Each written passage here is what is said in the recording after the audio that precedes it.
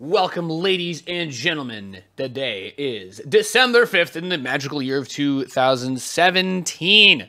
And there is a StarCraft patch. I know what you're saying, Nate. Why haven't you made a video about all the other million things that have come out? Don't worry. This is me trying to get myself to start doing that again. So let's dive into the nitty-gritty. This patch came out today.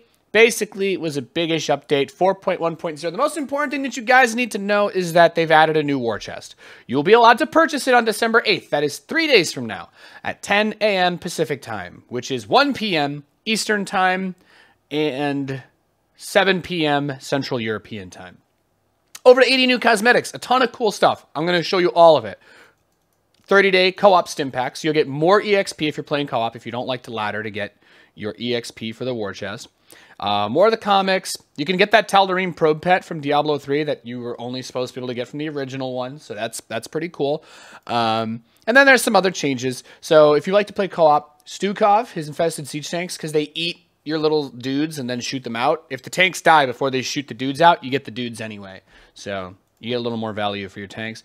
Widow Mines now shoot faster if you have more supply of Mira's units once you're at level 15. Part and Parcel is basically retooled to make it so that you can kind of evolve through the mission a bit more fluidly. It's not as based on just hitting a goal by a certain timer. Now the timer is affected by getting the parts. And there were some bugs in the campaign some of you may have heard about. Some weird stuff with sentries. The swarm hosts were broken in Heart of the Swarm. It's all fixed. And apparently there's one achievement where now you're good. So there's a bunch of stuff that they fixed bugs in co-op. Mind-controlled units now behave appropriately when they're in the cloaking field or Dahaka's healing field. But the most important thing that you guys probably need to know about this patch, outside of the war chest, and I'm going to zoom in real close on this one. If you've ever had one of those punk kids send you a message, and you try to reply back, you know, they send you a message, hey, I banged your mom, and you want to reply back, well, I actually banged your dad. Now you can. You can now respond to a player's whisper, even if they have the only allow friends to message me option. So basically, if somebody says to you, hey, kill yourself, and then you try to reply, I don't want to die, and it usually says this person has messages from non-friends disabled, they will get that message now. So if they open the door is open back the other way. Outside of that, there were a couple of other bug fixes. You might say, Nate, is this worth a whole video? It is, because the update came out today. There's actually the ability to see all of this. There's a new tab that's been added under the collection tab in StarCraft 2. It's called Consoles, and you can see them. This is going to be, you're actually going to get this as soon as you buy the war chest. So you'll have a new interface that you can play the game with. You've seen this if you own, or actually you don't need to own, because Mira's, you can play all the commanders up to level 5. So you can test this out today, even if you don't own Mira and Horner. But it's going into the co-op tab and just picking them. And then you can see, and a lot of these are being pulled from this area. So this just becomes a part of the collection. You've also got the primal skin set for Dahaka, as you can see. You can see even the default one, so you get a good idea of where you're coming from and where you're going. The Purifier one looks badass. This is easily my favorite. Obviously, I don't play Protoss, so I'm the one that ends up getting wrecked. But there's a bunch of other cool stuff, like skins. Mira's Marauder skins are going to be a part of the war chest. So you've got the Cyclone skin, I'll just go through all of them. Banshee skin. And this is basically like your Junker skins for all of the Terran units. If you've played Mira and Horner in StarCraft 2 co-op, you've got some idea of this. Now the Ghost has the most skins of any Terran unit. Look at this. It looks like a Reaper from XCOM 2 or something like that, which is super badass. The Mira Marauder Hellion skin, I think, looks a little too much like the Junker skin, personally. But, I mean, they are different. It's just, there's more spikes on the Junker one. Thank God for that. But yeah, Liberator has a bayonet. If Liberators weren't broken enough, they now have 2 bayonets. They could crash into Corruptors and kill them. I wish. The Marauder's not inspiring me too much. It's got a Punisher skull on its face, which is cool. And it apparently also has knives. I like all the units have blades on them now. This Marine skin, though, has a mohawk and a skull face.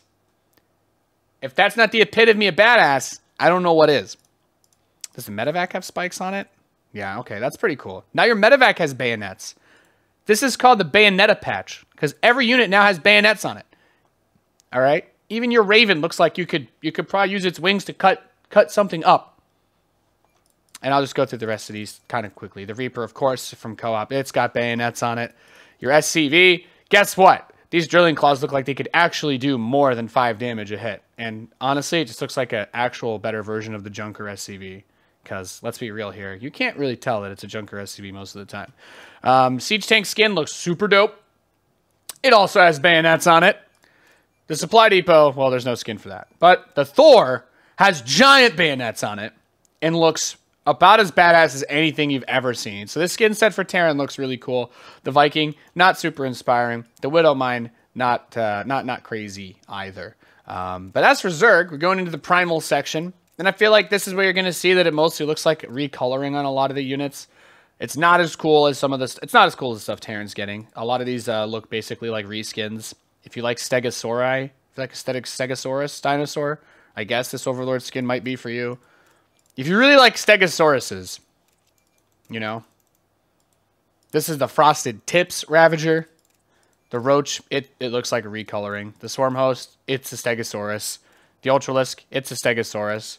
The Viper, it's a Stegosaurus. And the Zergling, it's a Stegosaurus. How about that? The Purifier skins get pretty dope, though. This looks like a completely different unit model for the Purifier High Templar, which is dope. The Immortal looks dope. The Mothership, it's so big, I can't even show you the whole thing here, but it looks dope. The Observer looks dope.